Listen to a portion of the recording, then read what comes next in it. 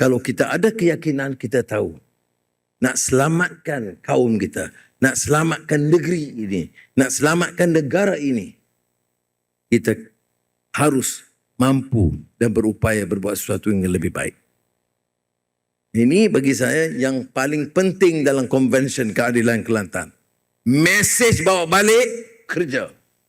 Siapa yang rasa letih, bagi tahu, kita bagi cuti.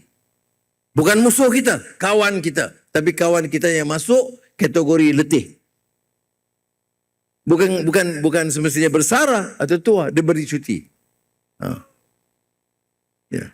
Ini kerana jawatan berebut setengah mati. Masa pemilihan, berkumpul-ungus. Pukul 2-3 pagi tidur. Dah menang, orang telefon tak jawab pun. Dah menang, WhatsApp pun tak ada. Masa kempen berempas, ulas bekerja. Dah menang, meeting pun tak boleh buat. Betul tak saya cakap? Ada tidak di Kelantan ni?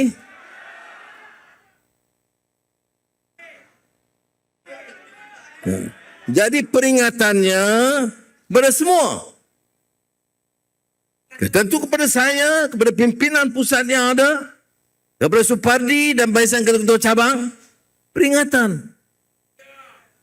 Calon semua berebut. Siapa nak bagi jadi calon? Kerja tak buat.